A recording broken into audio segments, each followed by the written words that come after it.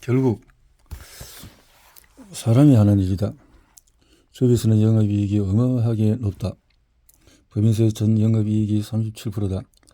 제조업이나 유통업 등은 잘해야 3 내지 5% 수준인데 무려 매출의 30%가 이익으로 넘는 좋은 돈 잘 버는 비즈니스다. 다른 사람들은 왜 조비스 같은 회사를 키우지 못했을까?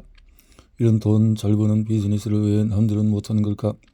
진입장벽도 그다지 높지 않은데 조비스는 왜 어쩌다가 이렇게 되었을까? 그 이유를 생각해보면 진입은 쉬운데 유지가 어려워서가 아닐까? 회사가 커질수록 고객의 소리도 커지고 직원들의 불만도 커진다. 경영자는 그런 일에 휘둘리고 흔들리게 되어 있고 계속 되면은 지칠 수밖에 없다. 사실 대기업들도 다이어트 사업에 잠깐 진출했을 때가 있었다. 어느 유명 화장품에서는 신사동 가로수길에 4층 빌딩 전체를 있는 데에서 1층은 식품, 레스토랑, 2층은 상담실, 관리실로 그리고 조비스 퇴사 직원 11명을 세팅해서 오픈했는데 3년 만에 문을 닫았다. 어느 식품 대기업도 뛰어들려다가 앞에서 이야기한 그 가로수길 매장이 문 닫는 것을 보고 모든 계획을 중단시켰다. 그때 그 대기업은 우리 회사를 사고 싶어 했는데 그때는 회사를 매각할 마음이 전혀 없었다. 대기업이 우리 같은 회사를 만들기 어려운 이유가 뭘까? 크게 4가지 정도로 보인다. 첫째, 직원을 제대로 키우지 않았으니 본점은 운영할 수 있어도 지점을 내서 규모를 확장할 수가 없다. 둘째, 직원을 키워낼 교육 프로그램이 없다. 셋째, 리드를 만들어내는 과정이 더디기 때문에 그 과정과 시간을 참는 게 어렵다. 넷째, 고가의 가격 정책을 유지하지 않는다. 특히 우리나라의 많은 경영자들은 박리담회를 생각하지 고객이 한 명이어도 고가를 유지하겠다는 생각은 별로 없는 듯하다. 조비스는 그 고가 정책을 유지하기 위해서 매년 새로운 프로그램을 개발하고 런칭하면서 지속적으로 시스템을 업그레이드해 갔다. 앞에서 말했듯이 100억대를 벗어날 때쯤에 큰 홍역을 치르고 시스템을 만들어가기 시작했듯이 300억대 회사가 갖추어야 할 것과 500억대 회사가 직원과 브랜드를 지키기 위해서 해야 할 일은 다르다. 물론 그 모든 것이 내 머릿속에 들어있지는 않았다. 나는 경영을 공부하지 않았고 어깨너머로 보고 배울 기회도 없었다. 모든 문제에 직접 부딪히고 스스로 해결하가며 회사를 키워갔으니 이런 문제도 주위의 도움을 받고 스스로 뚫고 나가야 했다. 그래서 나 혼자 내 생각만으로 무엇을 결정하는 것은 거의 없었다. 사업을 시작할 때도 엄마, 남편, 주위 사람들에게 물어보았고 회사를 입금해서 수많은 의사결정할 때 주위 사람들의 의견을 구했다. 아무리 잘난 사람도 혼자 결정하는 것보다 여러 사람의 의견을 모으는 것이 중요하다고 생각하기 때문이다. 물론 그 사람들의 의사결정에 정말로 도움을 줄 사람인지가 중요하다. 부정적인 사람한테 물어보는 것은 의미가 없다.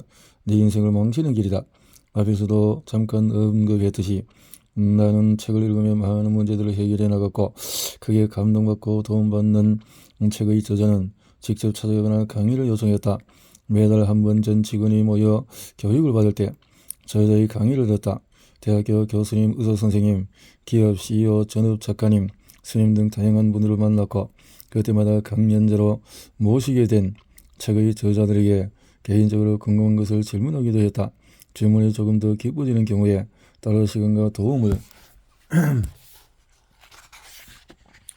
요청해 찾아가기도 했다. 그렇게 만든 인연으로 멘토들은 내가 무언가를 결정할 때마다 지혜를 나누어 주시곤 했다. 그 중에 한 분이 이기는 습관의 저자 전옥표 대표였다. 2011년쯤 대대적인 조직 개편을 생각하고 있었다. 회사 규모는 커지는데 빈 곳이 너무 많았다. 이미 덩치가 커진 청소년을 아기 다루듯 하며 갈 수는 없었다. 이런저런 혁신안을 구상해서 조직에 도입하려고 하자 내부 직원들의 반발이 빗발쳤다. 심지어 핵심 인재 중에서 퇴사하게 되는 사람들도 있었다. 한편으로는 서운한 마음이 들었지만 그보다도 더 큰 문제는 내 생각이 잘못되었나 하고 나 자신을 의심하게 되었다. 조 대표 그 사람이 버스에서 내리는 걸 고마워해요. 그 사람이 내리지 않았다면 조직이 계속 어두운 기운이 스며들게 하고 일조할 겁니다. 그 이야기를 듣고 정신이 번쩍났다. 정말 그렇다. 뒤에서 딴짓하고 무언가 하자고만 할 때 하면 그걸 왜 하는 거죠? 하고 일단 반대부터 하는 사람이 꼭 있다. 이들은 조직 분위기를 흐린다. 열심히 하려고 하는 사람들의 에너지도 빼앗아간다. 회사가 가야 할 방향보다 자기 자신이 우선인 사람들과는 함께 가지 않는 것이 더 좋다. 그런데 그들이 우리 버스에서 내려주겠다고 하니 고마워할 일이라는 것이다. 그 말이 용기가 났다. 첫째, 내가 이렇게 계속해도 되는구나. 둘째, 이 사람을 넣는다고 회사가 망치는 것은 아니구나. 셋째, 이 사람을 놓아주는 게 나에게 이익이구나 하는 생각이 들었다.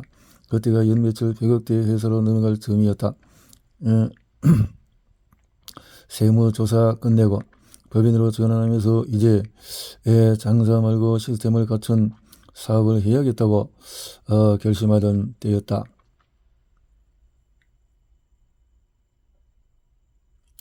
장사는 돈을 버는 것이 우선이고 내가 부자가 되는 것이 목표라면 사업은 시스템을 갖추고 그 안에서 직원들이 성장하고 안정적인 삶을 영위하도록 하는 것이라고 생각했다. 사업을 업그레이드하기 위해서 헤쳐나가야 할 것도 고민할 것도 많았지만 그 방향은 분명했다. 우선 해결해야 할 문제는 최대한 시스템화시켜서 누가 공격해도 무너지지 않도록 하는 것이었다. 그래서 앞에서 말한 시스템을 갖췄다.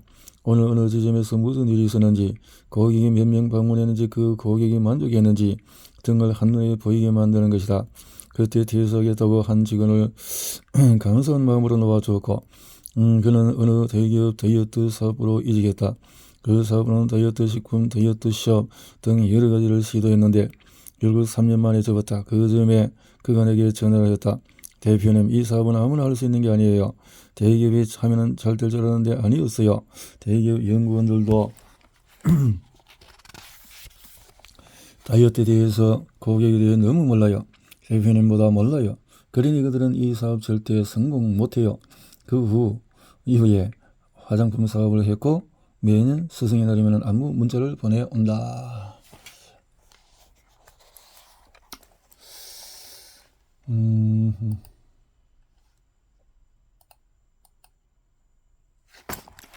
밥을 먹는 내내 손을 놓지 않는 이유. 다이어트 방법만 잘 알면 정말 잘할 수 있을까? 연구결만 뛰어난다고 한다고? 그렇지 않다. 모든 일은 사람이 하는 것 같다.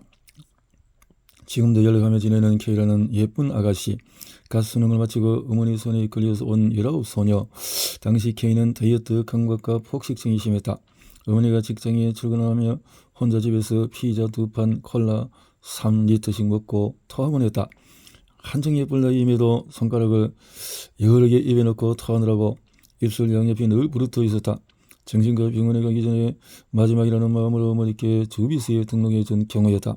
가만히 보니 K를 집에 두어서는 안 되겠다는 생각이 들었다. 이렇게 예쁜 소녀가 왜 이렇게 복잡한가 안쓰럽게 되었다. 그래서 나는 K의 어머니에게 매일 출근할 때 데리고 오시라고 했다. 관리받는 날이 아니어도 본점에서 내가 데리고 있겠다고 말이다. 그래서 K는 하루 종일 본점에서 나와 시간을 보냈다. 점심을 먹으면서 K를 보니 너무 많은 양을 허겁지겁 먹는 버릇이 있었다. 씹지도 않고 삼켰다.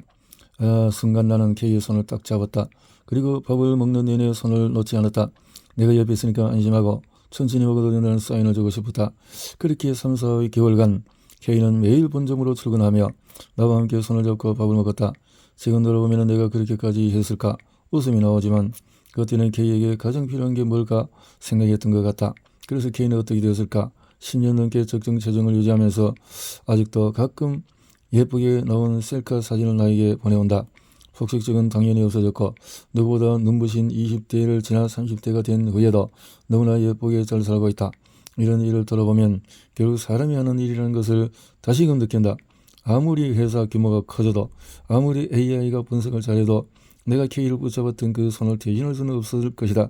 그러니 우리 일은 사람의 마음을 어루만지고 아픔에 공감하는 지점에서 시작될 수밖에 없다. 대기업도 손들고 나간 이유는 여담인데 앞에서 말한 그 대기업이 이 사업에 뛰어들 때 헤드헌터를 통해서 주위에서 퇴사 직원을 다 불렀다고 한다. 다행히 재직 중인 직원들은 단 한 명도 이탈하지 않았고 퇴사한 직원들만 그쪽으로 옮겨갔다. 가로수길 건물 전체를 으리으리하게 꾸며 놓고 화려했지만 결정적인 문제가 있었다.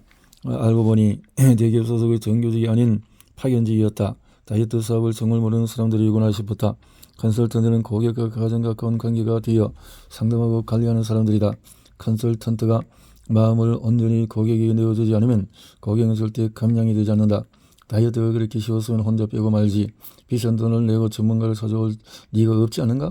고객에 대한 정서적 지지는 물론이고 전문적인 지시 또 마음을 보여주지 않고는 움직이지가 않는다. 그래서 직업 정신이 투철하다. 사람은 서비스가 대단한 시스템을 가지고 있으니까 감량 결과가 좋다고 생각하지만 나는 그보다도 중요한 것이 인지라고 생각한다. 직원이 온 마음을 당해서 시스트 해주는 것, 그것이 포인트다. 일찍이 접장에서 말했듯이 조금은 마음이 무엇인지 짐작을 해서 이렇게 해서 정규직에 비해서 파견직 직원들은 교육 기회도 좋고 불안정하며 대우도 박할 것이다. 그러면서 어떻게 고객을 성공적으로 이끌고 온 마음으로 응원할 수 있을까? 그러면서 어떻게 성취감이나 자신의 성장 발전을 느낄 수가 있을까? 그런데도 만일 고객이 약속한 시간에 나왔으면 고객 스스로 포기하지 않으려는 필사적인 노력을 한 덕분이다. 이것은 나 오늘 진짜 위험해야 포기할 것 같으니 날 좀 잡아주세요 하는 시그널이다. 그럴 때 컨설턴트가 2, 5, 6가지 중에서 그나마 좋아진 데이터를 찾아 고객에게 브리핑하면 어떨까? 고객의 취침시간, 기상, 식사, 수분, 식사량, 간식량, 자세하게적인 식단 일기를 가지고 이것을 지킨 결과로 이 데이터가 좋다고 브리핑하면 어떨까? 그러면 고객은 포기하지 않는다. 잠시 의욕을 잃고 실망했더라도 올바른 방향으로 가고 있음을 재차 확인해서 신뢰를 하게 된다.